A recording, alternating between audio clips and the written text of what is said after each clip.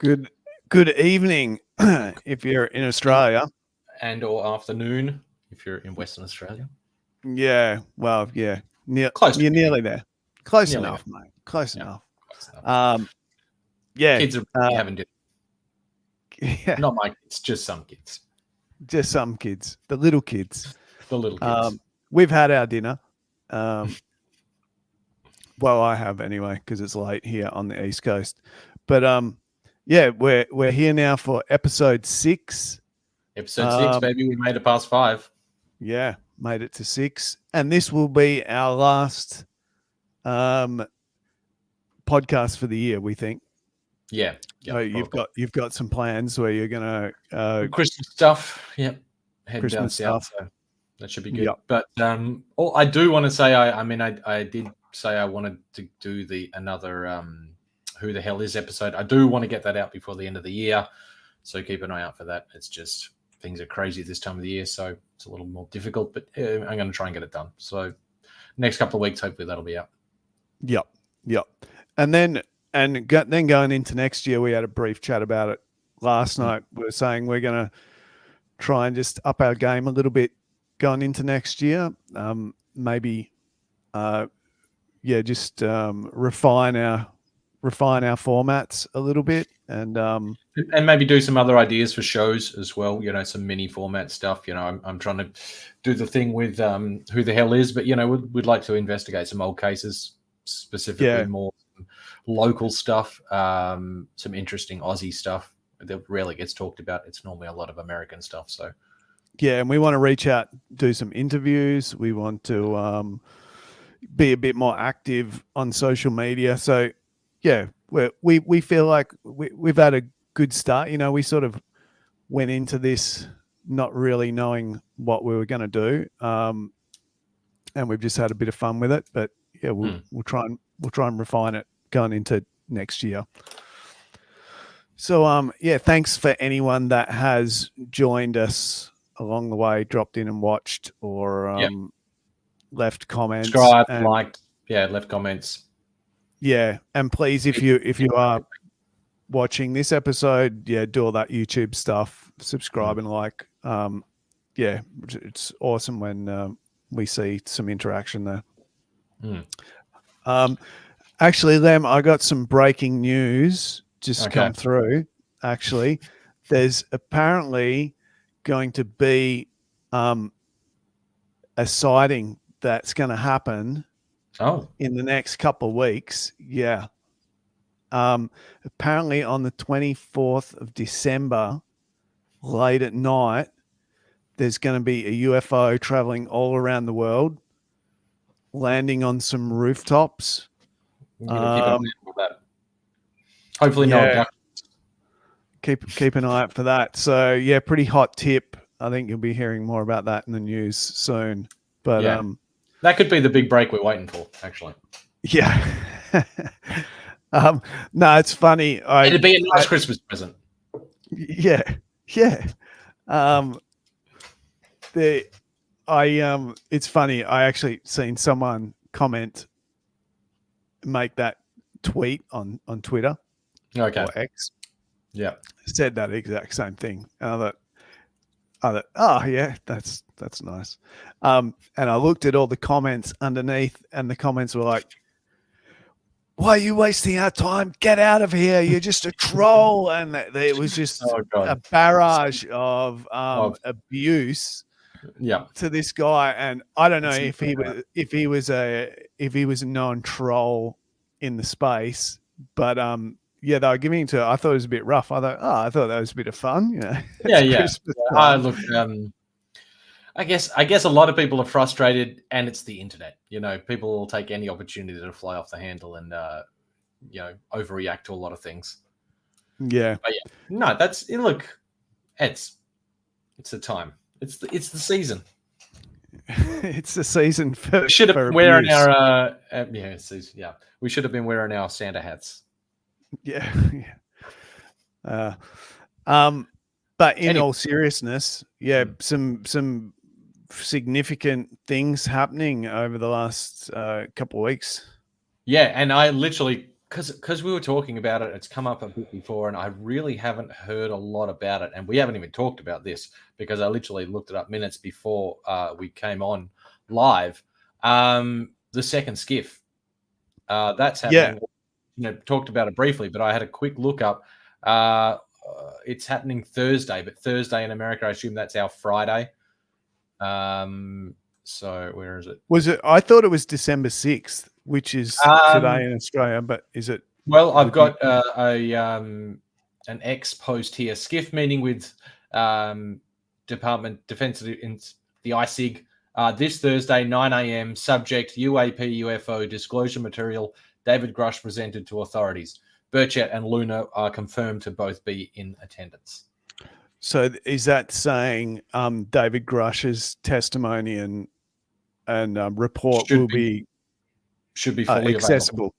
Yeah, yep. Should be fully available. And I assume, look, if Tim and Luna are going to be there, then I'm assuming Matt Gaetz is going to be there. I dare say Moskowitz is going to be there because it's funny, all the interviews I'm seeing with Tim lately, and someone comments on, we're noticing this is a bipartisan thing. And he's like, yeah, my buddy Jerry Moskowitz over there. So I think like they're actually pretty close on this issue. There's not, there's normally a lot of venom between Democrats or a lot of the time there's that kind of thing between Democrats and Republicans. But these guys seem to be on the same page with that, which is very cool. Yeah, I noticed Tim Burchett like really giving praise to his colleagues across the. I've heard him mention AOC before. She's so outspoken. I mean, I love her because she really drills down on the spending type of stuff, and that's where I think they can really nail them on this kind of thing. But yeah, I mean, he's had praise from a lot of those different guys. Yeah. And so and that's why I wanted to do him first for who the hell is, because he's kind of spearheading the movement, at least in America's government. There's a good chance, if this all plays out the way we hope, he will go down as a real hero and a remembered politician for all the right reasons. Yeah, as they say, on the right side of history. And I think I was thinking about it the other day as well. Grush is going to be one of those guys. If this all turns out to be what we're thinking it is, he's got to have some kind of national commendation coming to him after all the chips land, right? It's one of the greatest things that anyone could have done. And I've listened to, speaking of what we spoke of earlier, he went through a hell of a rough time with a lot of shit after what he did. He mentioned certain people saying that they could access him and his wife anytime they wanted to, and showed him pictures to that effect. That's creepy stuff, man. Yeah. And he talked about that a bit more in depth on the Joe Rogan episode, which when we went to air last time, the Joe Rogan had just come out. So we hadn't had a chance to watch it, but we'd sort of comment and said, we've heard a lot of David Grush. Don't know if there's too much more that we could find out from him. But after listening to that, it was awesome. He gave a lot more information, a lot more detail, and into his story and what he thinks. I think he got more of his character as well. Like, he doesn't have kids, loves dogs. He talked a lot about his personal life, which was kind of cool. And what I liked for the first half of that episode, pretty much or thereabouts, is Joe Rogan kept his mouth shut from. That's what got to give it to Joe. That's one of his special traits. He's not Jeremy Corbell. He knows when to shut the hell up. Yeah. And then they went into a bit more speculation. Joe Rogan gave his opinion. And then they started talking about cars. So Joe's always going to go on about cars because he loves cars. Yeah. But again, that was like a kind of an interesting aside to see a bit of the personal side of Grush where he's sort of, if you're just coming into this, he's almost like a mythical figure, but it's nice to see the human side.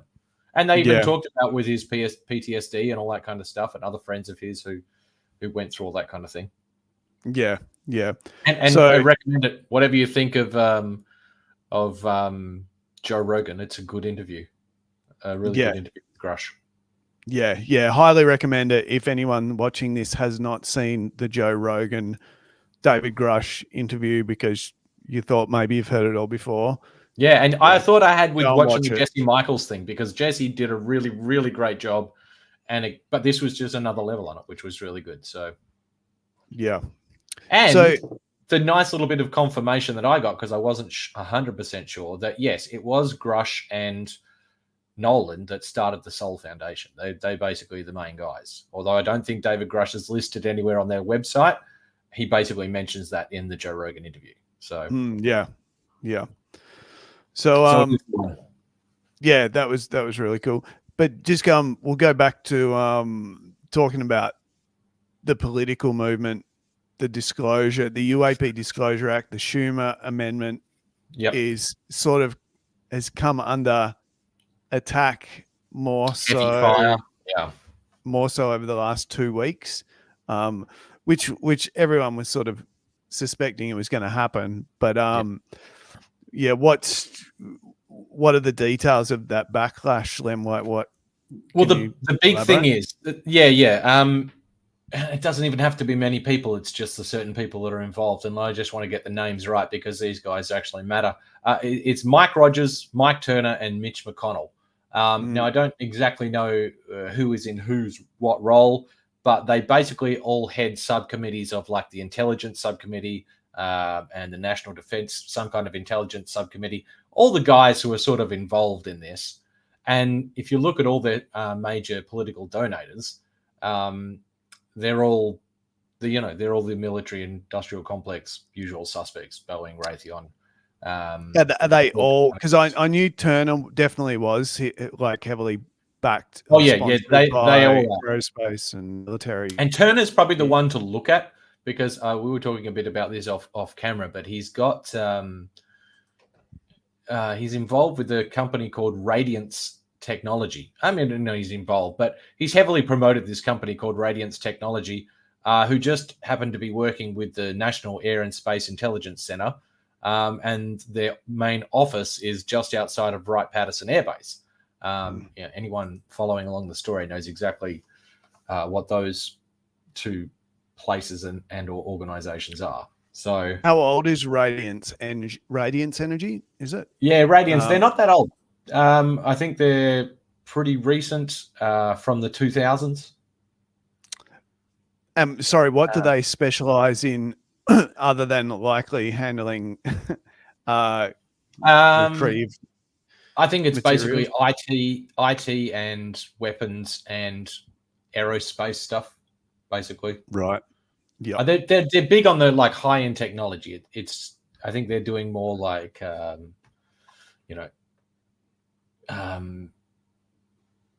electromagnetic communication, that kind of thing, rather than the nuts and bolts and gears of it kind of thing. Yep. Yeah. So yeah. Anyway, we've had that backlash, and that's sort of coming in. I think we on News Nation there was even a just tiny little interview with Turner, Mike Turner, and he was criticizing the amendment. That's a poorly written. Oh yes, I did see that. I saw a bit of that, and it's his biggest thing was it's poorly written. So rewrite it, Mike. Don't just kill it. Yeah, I was quite frustrated that the interviewer didn't ask the question. Can you elaborate on how you think it's poorly written? Because I'm confused. Like, it's such an easy thing to say, isn't it? To just, it's poorly written. Catch you later. I gotta go. Yeah. But he also was like deflected afterwards because he got asked another couple of questions, and you could see him sort of look down and to the side and not really want to answer, and then deflect the line of questioning off another way. It was a pretty classic politician's interview. Yeah. These guys. But yeah, it's funny because they have. There's a group within both parties that don't like either of them, and I'm sure there's similar characters on the other side. But it's good to see, there's this little group growing. And who's the news? What's the name of the new speaker? Sorry, Mike Johnson, I think his name is. Another And mic. Is that 4 mics? that's 4 mics. And look, there's been banter back and forth. First, it came out Mike Johnson's one of the big problems. He's going to be stopping this bill. Then I just saw recently, and I've heard Tim Burchett tweet this before, that Mike is going to be okay. I mean, he's another born again Christian, so he's hardcore religious. But from what I've heard, or from what Tim Burchett's tweeted and said, is that he's going to allow them to have another hearing. So that's some news right there. Yeah, that we could get another hearing, and who knows, we might get the NASA whistleblower that we didn't get. We might get the dozen other whistleblowers that we haven't got. Because I thought the new Graves and Praver again. I thought the new speaker was moving to block the amendment. Well, that's what I heard, and then Tim's literally just I don't know if I had it up somewhere, but so he's back on side. Well, no, he never was. Who knows how this backroom stuff, who knows what deals they're making. But Tim Burchett has come out and said the speaker's on side and he's going to give us another hearing. So good. All right. Well, that's good. That's good. But like I said, they're both super fundamental. Not fun. I think they're Baptists, so they're born again. But that hasn't stopped Tim from pushing the issue really far forward. So let's wait and see, I guess. And part of this backlash or pushback rather could result in the amendment being rewritten or some parts of it rather. Well, yeah, declawed basically. Yeah, what they want to do is I don't know exactly the amendment that Mike's want to make, but what it's been said is they basically want to neuter the thing. So I guess but then let's talk about this as well, because Tim Burchett's come out with his own amendment. He's just introduced a new amendment, and I don't have the exact amendment up, but I will read his tweet from just recently. My amendment requires the Department of Defense to declassify any documents and records relating to publicly known sightings of UAPs that do not compromise national security of the United States. And I have read part of it. I couldn't find it offhand, but if I remember correctly, it's about 180-day timeline for that to happen. It was a pretty short amendment. Yeah, it was very short. And that was the point of it, because the Schumer amendment is pretty long-winded. And before we came on tonight, I was watching some interviews with Tim Burchett, and he made a pretty good point. And I don't necessarily think I agree with him, and I don't necessarily think he's against the Schumer amendment, because I've heard him say any way it can get out, he wants it to come out, whether it's his amendment or the Schumer amendment or whatever happens. But it's pretty interesting that they're sort of modeling the Schumer amendment. And, within the Schumer amendment, it's got that board, which is going to be made up of scientists and economists and sociologists, psychiatrists, all these different people who are going to, have a look at all the information, whatever they think should be declassified, hopefully gets declassified. But the model is very similar to the model that they had for investigating the JFK assassination. And that has been kicked down the road 75 years. How long are we at now? It was meant to be released by the last 3 presidents, but they kept signing things. They still haven't released all the files. They still haven't released it. So I actually seen a clip of Chuck Schumer standing up talking about the UAP amendment just in the last couple of days, and saying how they had modeled it off the JFK review and how well that had worked. And I thought, I don't think it's worked that well. So I'm not sure what's going on there. But very interesting. I just thought I'd stop just for a second and say, there's a few people watching. If you are watching, give us a comment. Tell us what you're thinking. Ask us anything. We'll talk about anything you put in the comments. That's what we're here to do. We're here to have a discussion. We want to include anyone that's watching. Say something. We will read it. We'll talk about it. And thanks if you are watching. Joan, got the Yeah. Christmas UFO joke at least. Yeah. Yeah. Good. Someone got that. Yeah. Someone got it. Yeah. So But yeah, political crap storm at the moment, yeah. really. Yeah. And we're really and things are going to shut down soon because they'll have the Christmas break. And then we're into 2024, the first half of 2024. This is another talked about date. Lou's talked about it. Lots of people have talked about it. I think Ross has alluded to it. Yeah. So yeah, we've had that backlash was sort of the first thing that made the news over the last couple of weeks. But what quickly came after it was this Daily Mail article. And I'll bring that up. We got a comment there. Do you want to read that comment while I bring up this? My biggest problem with the Schumer amendment, the JFK board, was useless. Yeah, that's exactly what Corey was saying. There's a funny thing. Who knows where the line is drawn between that? Because I dare say that the investigation, the people who did the investigation of the board, for the board, probably got some really, really good information. But then it's just been sidelined for how many years? Yeah, like what you said, it's like we're up to 75 years now. It's ridiculous. So it's not a matter of whether a certain board, because I'm sure this UAP board could get and assimilate and put together a great amount of information that would be great for the public and release it in a certain way. But it's the people who authorize that release that are going to be the problem. And I think that was probably the same with the JFK board, because the report that they released has just, I'm pretty sure from what I remember, has just had a presidential signature to say, no, I'm just going to kick the can down the road. It's going to be classified for another X years. So, yeah, agreed, but I don't know where the line is. It's hard to tell. Just on the board that's meant to be appointed through the Schumer amendment, you mentioned scientists and anthropologists and whatever, all of these sort of different sciences. But is that what's going to happen? Because I heard they've already, some names have been put forward that would already go to that board, and one of them was an ex-CIA director, which was raising a well, might as well put George Bush in there. Now, look, but there's whistleblowers from the CIA, so who knows? Like, some people are probably more friendly to it than others. That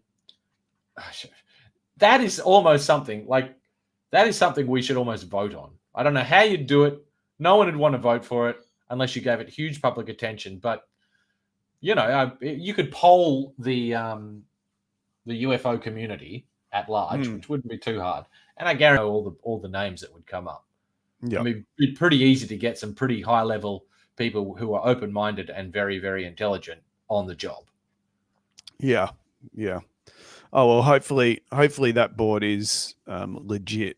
We'll see. But then if it does end up coming through, let's see what they do with that information. Anyway, we got another comment as well, Corey. Yeah. All right. We'll do this comment and then we'll read this bit of this article. Kurashashu, welcome back, mate. Oh, Kurashashu. Hey. Yeah. Which historical event do you believe has the strongest evidence of alien interference? Interference. What do you mean by interference? Well, with something that's been altered or changed. Well, there was the guy who I don't remember the time or the place. I think it was in the 50s or 60s, and he had, I've seen the pictures of him though, and they're medical documents of him, and he's got like burn marks, so there's all like a grid of little dots all over his chest, where apparently this craft flew away from him, and it burnt like this pattern in his chest. So there are specific ones like that. That's interference. I think that's interference. Scape VFX made a great point, disabling nukes, which is something we know, and it's well, ever since we've had nukes, they've been doing that. Yeah, they hang around the nuclear sites, and They have disabled them at times. But there's been pilots And- lost with with interactions before that. So, whether they got shot down or their craft failed just because they were in proximity of these things, that is also interference. And we've got another comment here from Mark Wisborg, Falcon Lake. And I'm not sure about Falcon Lake. So I'm just having a look. I'm just having a look about the Falcon Lake incident. Was a UF sighting back in 1967 in Canada. Canada.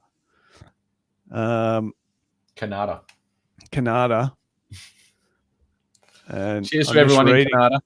So we've never heard of Falcon Lake before, have we, Lem? Oh, Falcon Lake was the guy with the dots. There you go. Oh, was it? Oh, there. Okay. Well, cool. We do Thank you, Mark. Thanks, Mark. The guy with the dots. Yep.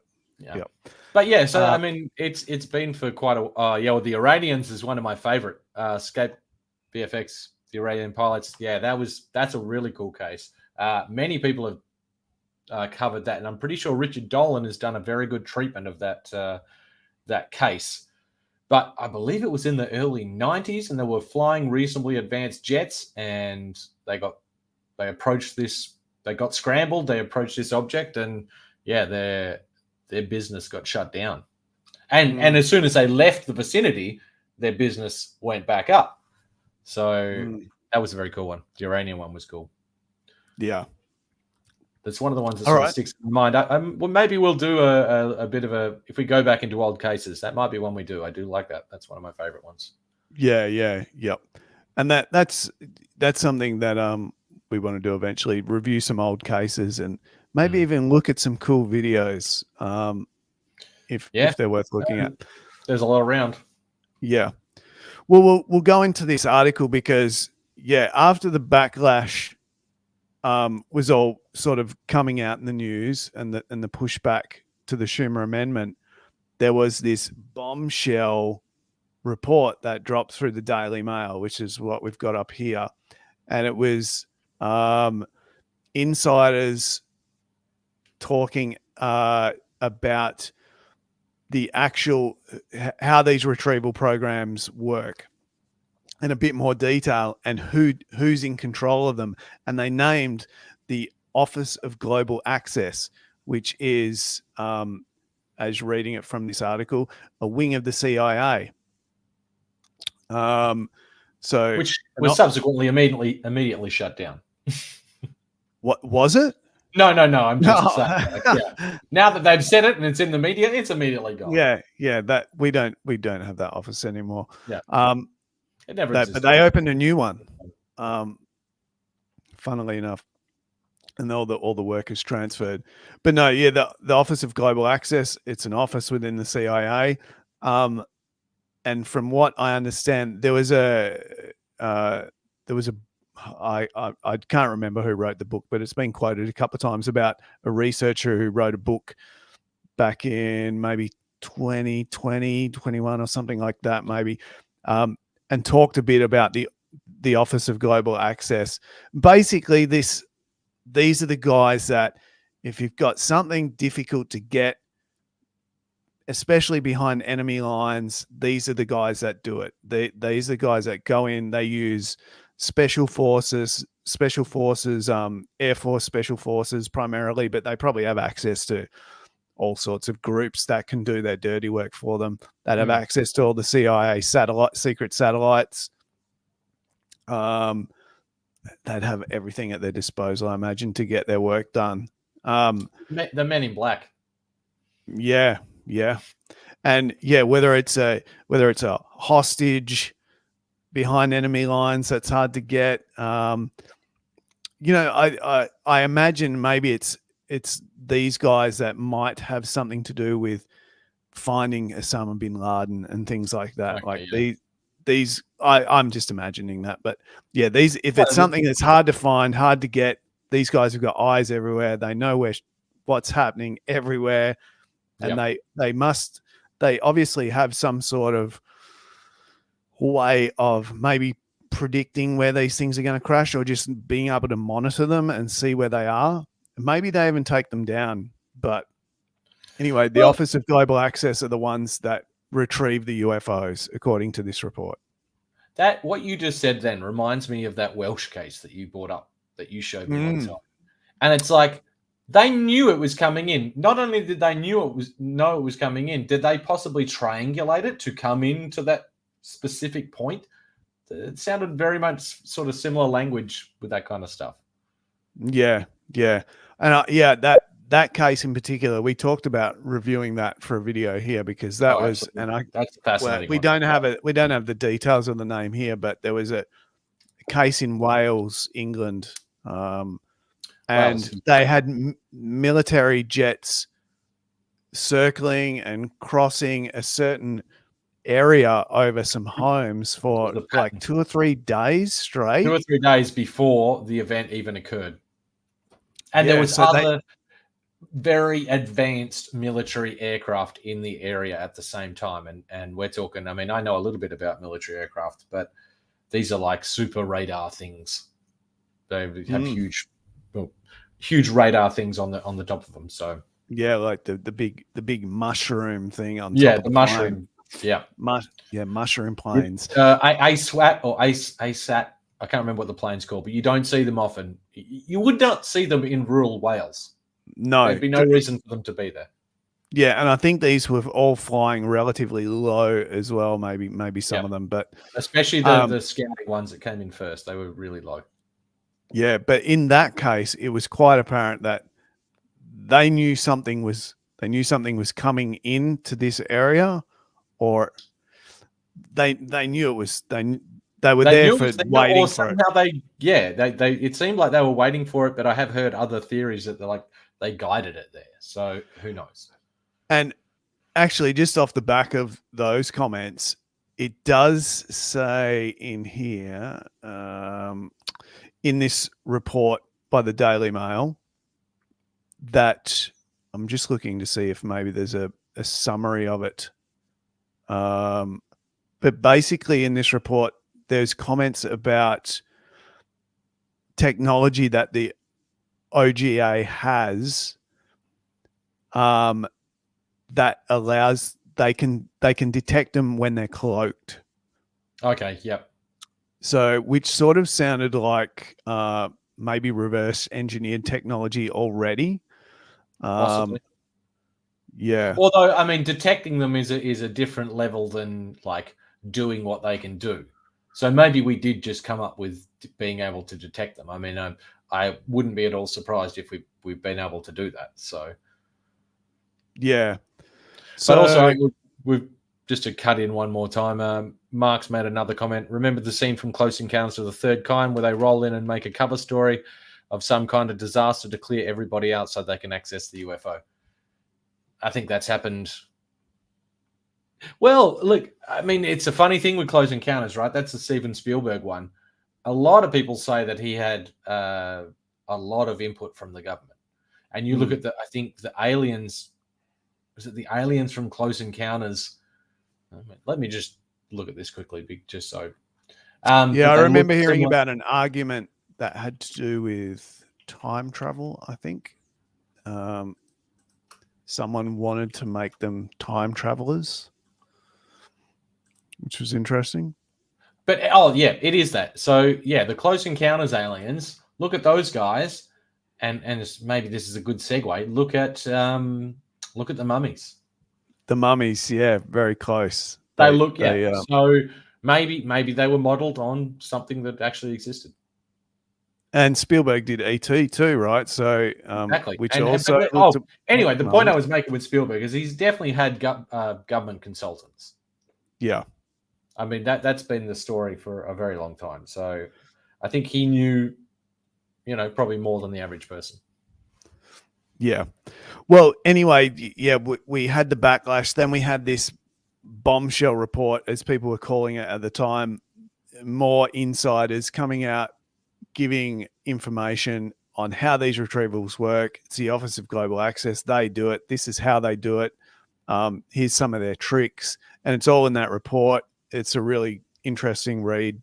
And I think I messaged you as soon as I seen this coming out and I said, it feels like there is a bit of a bite back by the disclosure side, and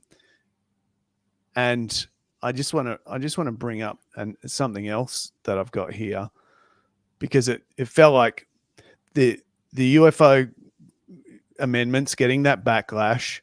So you know what? Let's start talking some more. Let's drop some more information. I actually think that's why Daniel Sheehan, who is Lou Elizondo's lawyer, has been making some waves just recently. Yeah, and yeah, I saw this tweet from Lou, and I think this is on par with what his lawyer was saying.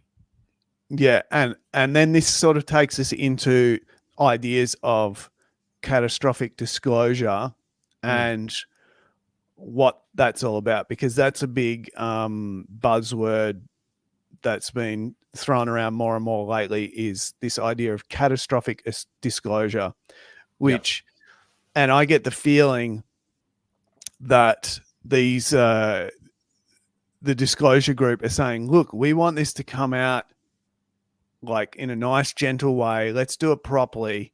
Let's do it through the UAP Disclosure Act, the Schumer Amendment. Let's do this nice and gently and get it done right. We're all in support of that. But you know what? If you guys are going to block this shit and fuck with us, pardon my French, but if you're gonna screw with us, well, we're just going to let it out. Like, enough's enough. So, we do it the nice way. We all play together and do it the nice way, or you're going to get catastrophic disclosure. Everyone, you'll get secrets leaked that could genuinely compromise national intelligence, national security, and send the world into a bit of a spin. So I don't know what you think about that. I think there's enough serious people that it is a definite possibility. If it sort of came to a head and all the right people came out at the same time, then there'd be a mad rush to try and deal with it all. And I don't think the government could deal with it all. And that would definitely be catastrophic in their eyes. Look, even if we had catastrophic disclosure, I don't think it'd be the that'd be the worst case scenario for ontological shock, because I think the slow drip that they've been doing is probably a part of mitigating that ontological shock and making sure that, even the most, reality-based people, that's not the right word, materialist-based people are still able to deal with what I think and what we've discussed is coming with the end of materialism, or at least some kind of weird woo, as they call it in our circles. But I still don't think it'd be completely detrimental to the human race if we did have catastrophic disclosure.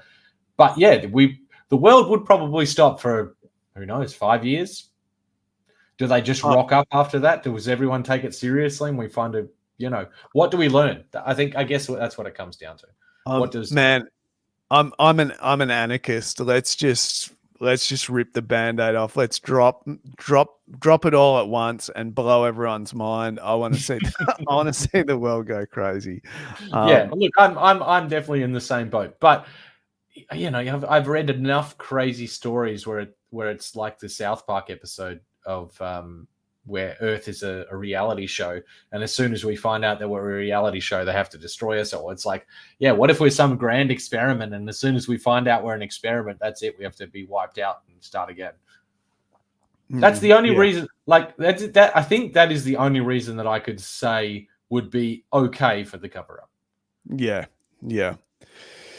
It'll be interesting to find out, and I think we're getting closer. So it's happening fast. So it seems to be accelerating too. Yeah, in the scheme of things, this is now happening quite quickly. And this, what Lou's saying here, is quite gives me a lot of hope and encouragement. What he is saying: have no fear. We already have a plan B and a plan C and so forth.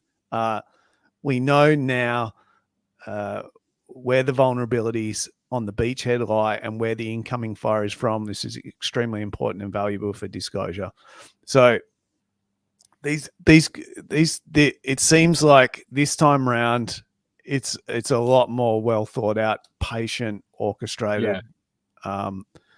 These guys are building a united front with a goal to get this information out to the public. Yeah, and it seems also a bit broader as well. There's, and a lot of insiders seem to be involved. And look, you take that for what it's worth. It could be a good thing, could be a bad thing, but hopefully there's a lot of people who are wanting to be whistleblowers now, just for the sake of, for people knowing the truth. Because I think we've dealt with up for so long. I think it's probably a point where, there would been whistleblowers in the past, but obviously it builds and it builds and it builds.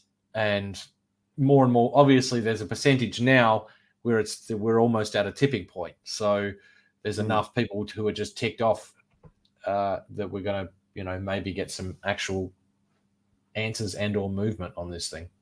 Yeah. Man, what power would be in a couple of more sort of good whistleblowers that can't be another 2 Grushes. Yeah, another 2 Grushes. Yeah, people man. that are really credible that can't be smeared. What was with this NASA guy? I want him to come out. I saw his name once yonks ago, and it's never come up again. And it may have not even been his name, and it may have just been speculation. But I swear I saw his name somewhere.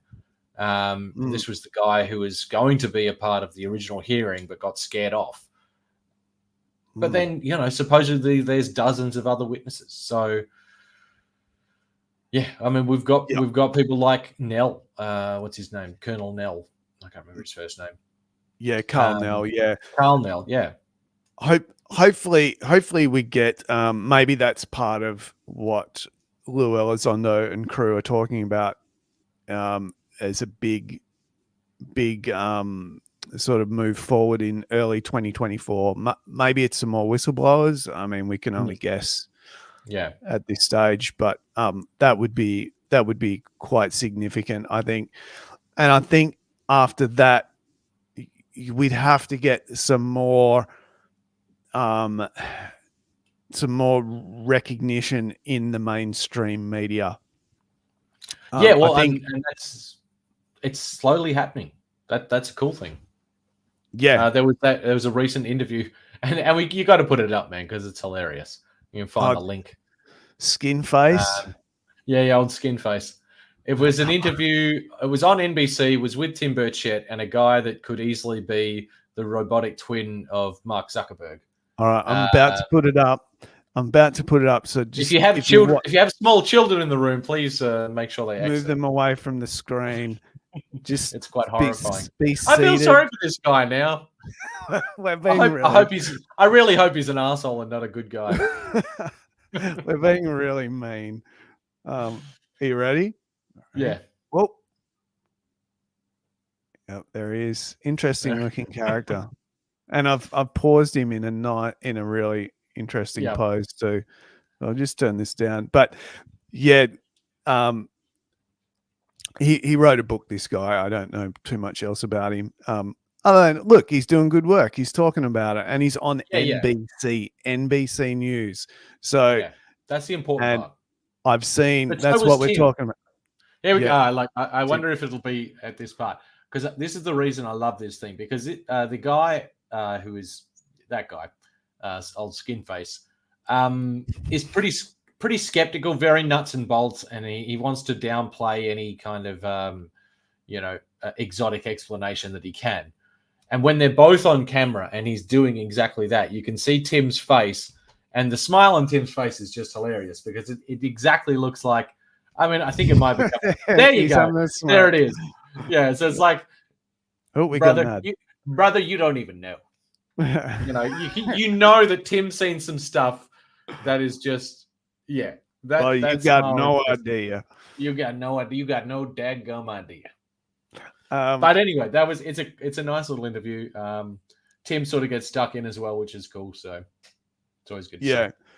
So Yeah, but the important thing is, and I noticed this week, maybe over the last 3 or 4 days, is popping up NBC stories. I think there's a couple of Forbes stories. I don't know how you classify them, but I did see one on Fox as well. There was a Fox article on YouTube through one of their online YouTube channels, and they're talking about the Schumer amendment and the pushback and all the political moves that are happening.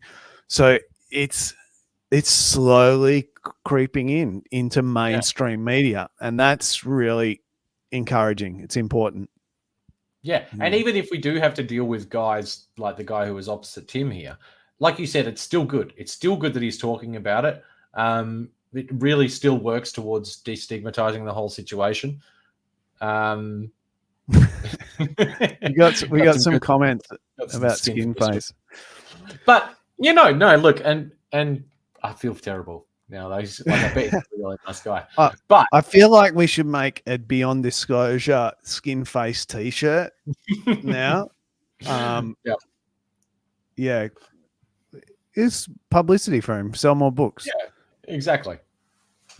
But yes, no, and look, the big point is, and we both want to point out NBC News, and they're touching this. And I've seen a couple of Fox things, as you said, Forbes. This all goes back to 2017. Leslie Keane and Ralph Blumenthal. The more mainstream media, I've seen it on Australian TV, man. I've seen, maybe it was one of the morning shows. Maybe it was like Sunrise or something like that, or a current affairs show. They've been covering this stuff. Like I've definitely seen one or two little things. So it is slowly, coming together. Yeah. So yeah, pretty good news. Encouraging to see. Mainstream slowly starting to pick this up. Yeah, I think with a couple more significant moves, it'll be hard for them to ignore it much longer. One other thing I just thought I'd share quickly, because you commented on him before, and I think you've got a bit to say about this guy, is bring up old Danny Sheehan. Oh yeah, and he's been making some noise, and it relates directly. I think it relates directly to what Lou was saying with their plan B and C. This guy seems pretty savvy. He's been making some noise lately, basically, just affirming everything that everyone's been saying, and that if certain political machinations don't come to the party, then they're prepared to push it, and he's Lou's lawyer. So that's what makes me think that Lou's tweet about plan B and C really is coming from this guy. And he's saying some wild stuff. And I mean, you can look up his Twitter. It's actually harder to find than you'd think, but it's Daniel Sheenan 45. And he's had some interviews recently, and he said some pretty wild stuff, but he's a lawyer. And lawyers don't tend to say wild stuff if they know they can get sued for libel or slander or whatever it is. So I think that's a pretty reasonable avenue. And I've heard others as well saying that the legal side of the whole thing, especially due to, I don't know if we've ever touched on this, but say Boeing got a craft in the 60s, but that means Raytheon didn't get a craft, or some other company didn't get it. Then that's an unfair sort of advantage. And that'll sort of be a backdoor into this whole topic, because lawyers will go after that and they will investigate that. And once you're under the subpoena of a kind of a court, say a Supreme Court or wherever they hold it, if you don't tell the truth, then you're going to jail. And if, some of the contempt of court stuff in high courts can be pretty freaking hefty. So, that's why it was so significant that Grush said what he said while under oath, because if he was found, if he was ever found guilty of perjury, then he's going away for some time. So that's why I think if you hear a lawyer saying something, and Daniel Sheenan seems to be pretty much in the mix, you might want to pay attention, because they generally don't say stuff unless they think it's true, because you can get sued. But if it's true, you can't get sued. So yeah. And he has come out recently, sort of been a bit more vocal in the last week or two. So it looks like he's preparing him. He's letting himself be known. Hey, I'm here, and I'm ready to fight the good fight. And he's always kind of been in the background too, but he seems to be a bit more prominent now. So yeah, what is coming? From the Lou camp, because he's in that, and I mean we know a lot of the other people who are in that camp. We got Melon and we got some other good people. So, and you know we've got a lot of good camps. I mean that's probably one of the reasons this thing is getting moved along at the moment, because you know you've got that camp, you've got the Soul Foundation, you've got. I mean, people still will always forever give him grief now, but you've still got Greer making noise. So, yeah. No, everything's moving forward nicely. Just again, guys, if you're watching, do the YouTube thing, give us a like, give us a subscribe. That would be awesome. We appreciate anyone that's watching. Skinface t-shirts coming. Skinface t-shirts will be in development too. I think a mug too, Skinface on a mug, so you can have your coffee and look at him on the bottom of the mug. So as you pour it up, you've got Skinface. Yeah. Just caffeine and Skinface really wake you up in the morning. Way to start the morning. Yeah, that'll wake you up right the fuck up. So yeah, thanks everyone. Leave comments. So we're sort of coming to the end of the podcast. I did want to mention another couple of things. Yeah, well, we've probably got 10 or 15 minutes. So, yeah, if you have any other questions, shoot them out. Yeah, drop a comment in and we can talk about that for the remainder. Give us anything you want to hear about. I did want to quickly mention, I don't know if anyone has heard of Vivek Ramaswamy. He's a Republican presidential candidate at the moment, but he's just recently brought up UAPs. I think it was in a tweet where it's basically the tweet was he's replying to a tweet. The tweet was about all the mics who are going to quash the Schumer amendment, and he basically just did a one-word reply, which was why. Yep. And you know that's a presidential candidate who is getting a little bit of traction, so it's nice to see that coming from there. I do also want to drop, and we might be able to have a link. I might just send it to Corey quickly. There are some supposed new Roswell documents that have just come out. Yeah, I think you sent me those. I did send that to you, but I'll send it to you again just so you've got it as the latest one. I haven't had a good chance to go through them. I've downloaded them, but I haven't read the whole thing yet. But this is another level to, you know, the whole Roswell thing. Yeah. All right. I haven't looked at this, so I'll open it and you can tell us a bit about what's going on in this article.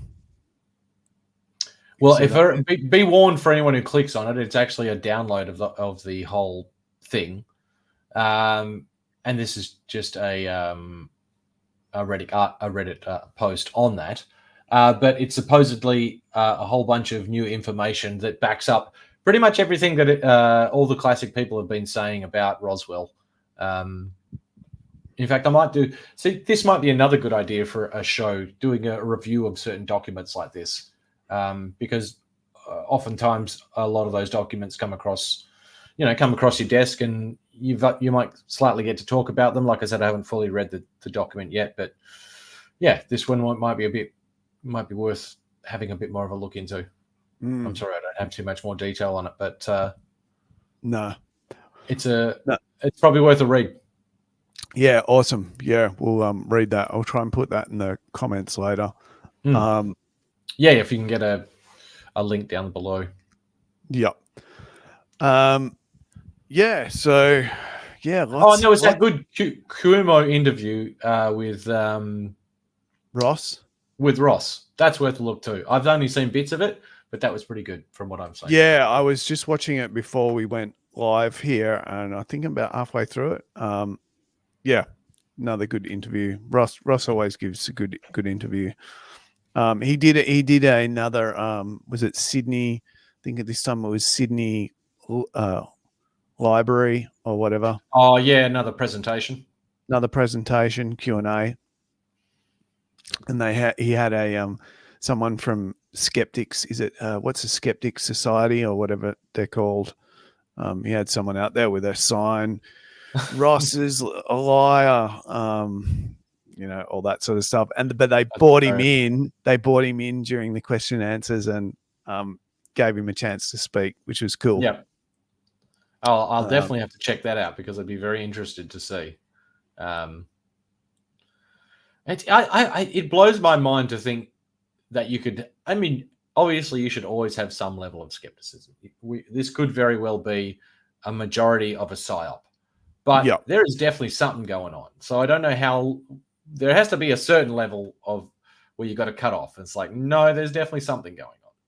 Yeah, that's right. And I think it's almost inevitable too that whatever we get told officially, there's going to be a fair bit of bullshit in there. And, absolutely. And that's why I think it's important. And that's what I wanted us to do with this channel is that follow the transition from pre-disclosure into post-disclosure, but keep asking. I don't think we're going to have disclosure on this topic and all will sort of be dusting our hands and going, oh yeah, well, it's done. That's it. We know the truth now because that was one of the points I don't know if I made or wanted to make when we were talking about catastrophic disclosure. No matter how catastrophic it is, we're not going to know the whole story. There's still 100, 200, 500, 1,000 years of study that we've got to do before we're even anywhere near catched up. I'm almost certain of it.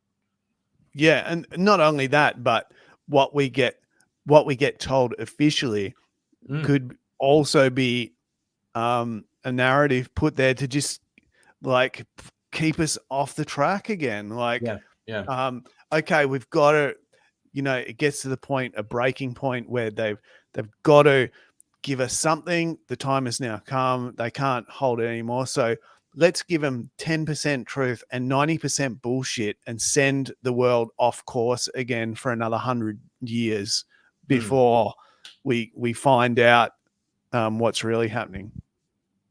So, and that's what I want to do with a community and all these people watching and commenting, and that is keep asking the questions. What they've told us this, is this, do you guys believe it or what? So, we just got some more comments from Mark Wisborg. But a psyop to what end? If, say, the aliens are not real, then presumably our terrestrial enemies know that. So who is our government trying to fool? Well, maybe it's just a matter of keeping the status quo going so they can make more money. I dare say there's a literal crap ton of money. This is what the Hawks and Tim Burchett's one of them have been talking about, is the oversight of the Pentagon. It's like they haven't passed a budget. They haven't, they've got 50% of their assets, which is trillions of dollars, are unaccounted for. If the psyop is to keep that going, I'm not surprised. They, let's say they spend $2 or $3 billion on a psyop per year. They could possibly be making trillions of dollars off that psyop on the back end per year. Or look, this is my favorite pet theory, and this hasn't come up for a while, but the term the secret space program or the breakaway civilization, the idea of that. If you wanted to fund something like that, and this is really crazy out there stuff, but if you wanted to fund something like that, then you would need trillions and trillions of dollars. That's like world building or nation building type of money. And there's been missing trillions of dollars from the Pentagon budget for years. I mean, lots of people have investigated that. Catherine Austin Fitts investigated it. I think they were up to 50 trillion or something ridiculous like that. So I dare say that, maybe that's it. Maybe they're funneling off that money. They need to keep this psyop going to keep people guessing about what's going on. And look, maybe they're dipping their toe into the water now with a little bit of disclosure, hoping that might funnel some more money their way. Who knows? They always say follow the money, right? Yeah. And it is interesting. I've been thinking quite a bit lately about the whole foreign adversaries, sort of position on disclosure, because obviously no one else has disclosed anything from any other. Go Mexico. Get Mexico and Peru. But, Peru. China and Russia in particular, that they've got some famous incidents that are documented. They haven't made any official comments on it. There's no type of disclosure coming out of those countries. But I had a wild idea too recently, and that is because there's talk of the notion of time travel. Could these be future humans? It's more and more talked about as a real possibility. But what if through all of this, nations and races are still really divided and fractured, and they develop their own programs independently and have their own factions of aliens assigned to their nation state. Yeah. So and I thought maybe that could explain some hostile experience versus positive experiences. possibly. But what if the Chinese, in the future, if these are future entities, that it's China 500 years in the future, they've engineered grey aliens, and that's their, and they've got their own vehicles, and they've got their technology, and they do their thing. Meanwhile, Russians have done their thing, and the Americans have done their thing, and we're still a divided race, although we become maybe interstellar and interplanetary, but we've still remained divided. That was something I've been toying with in my mind. That's an interesting. It's just they've had a blank check for the Pentagon forever. Forever, yes, but not forever. I think if you look at the national debt of America, it's kind of gone like that recently. So, I mean, they fought the War of Independence. I think initially America was a pretty decent society for that time. For when there was first in America and they got their independence, and perhaps after the Civil War, they had a lot of, the government was very new and wholesome. Wholesome is a way to put it. I was going to say not as corrupt as some of the older world governments, because it is now, and it really is probably just a matter of time. It was just that I think that the American government was the biggest, youngest government to sustain a level of freedom, because under governments you're never going to have proper freedom for the longest time. And I think, when did it turn? Maybe it turned at World War I or maybe World War II at the latest. But yeah, I think before then, America, I think that before then America was probably not, the Pentagon. Well, there was no Pentagon, but for a long time that there was a lot less corruption. And there's a really good term that I like. I think World War II, we had Prescott Bush funding Nazis, and they were well cooked by then. So I think that was probably about, like I said, as the latest of the cutoff. It's agency capture. I don't think agency capture, which is definitely what's happened to a lot of places now, really kicked in until probably the 50s or 60s. And basically what that means is an industry has captured, as in is in control of, an agency. So if you've got the Department of Agriculture is basically now owned by Monsanto and whoever the other big agricorp businesses are. That's what agency capture is. The CEOs, it's just a rotating door of the CEO to the to the government institution and back and forth. Mm. And that has been the major problem for the last, as I said, half a century, 75 years, maybe 100 years. That's been, I think, that's where the real problem comes in. And it's the same for the defense industry and the intelligence industry. You know, they've been captured by private interests. And as well as probably built up their own culture, internal culture, where, you know, the head of the CIA has been there for 50 years, or, you know, a bunch of people have been there for 50 years. They've got their shit locked down. Like, they don't want anyone interfering with it. Politicians or whoever can come and go, and they can F off.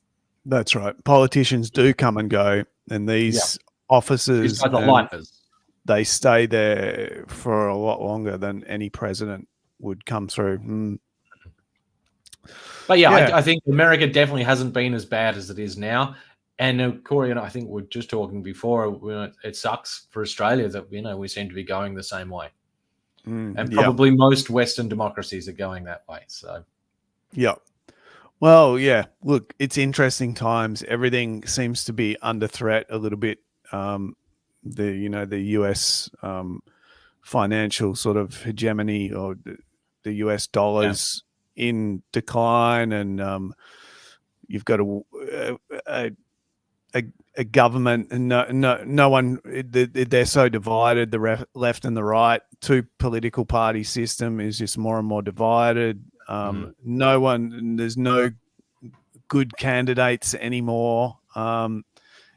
Now, you know, I don't know about anyone looking, but, you know, RFK is getting a lot of interest as an independent, and looks like a real chance of just shaking the hell out of the system. So, yeah, and as we said before, Vivek Ramaswamy. I know very little about the guy, but he's just talked about UAPs, and he's a presidential candidate. So that's, if you're awesome. A young, passionate voter in America, you're going to see guys like RFK and Vivek Ramaswamy. Sorry, what's his name? Ramaswamy. And you're gonna go to those guys. Who would you rather vote for? Like, honestly, you look at those two guys versus Trump and Biden. Yeah. Like, Trump and Biden, they're two of the worst ever, versus, you know, these guys who are outsiders, but at least they're like talking about peace and UFOs, which is better than talking about, you know, how crap the other side is. Yeah. So I think the next couple of years are going to be interesting on all fronts, not just UFO disclosure. We've got a lot happening. But anyway, I think we should probably wrap it up here, Lem. We've done pretty well. Thanks everyone for the comments. It was awesome for you to join us. Yeah, thanks a lot. Leave a like and subscribe if you wouldn't mind. That'd be awesome. We really appreciate that shit. Thanks, Scape VFX. Cheers, bro. I'll do a vanilla ice symbol thing. That's Corey's specialty. Yeah, vanilla ice. That's how old I am. So, we are. Me and Lem, we're only 3 days apart. 3 days apart. Birthdays.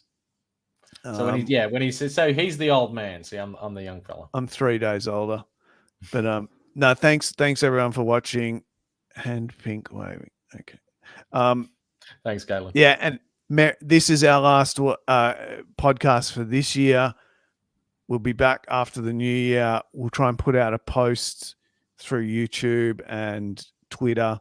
We do have a Twitter. You can find that Beyond Disclosure. Try and put a link for that down there somewhere as well. And we might, we could try and go out to other platforms eventually. We want to say that as well. So we're upping our game next year. Yep. So we'll take off. Yeah, hang tight. Get in on the ground floor, people.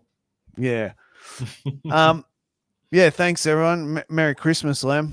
Yeah, you too, man. Hope everything goes well. You have a good year, and I'm sure I'll speak to you soon. Yeah. I'll speak to you soon, and we'll be back in the new year. Merry Christmas, everyone. Have a good new year. Have a good new year, and take care, and keep your eyes to the skies. Woo! Catch up. See ya.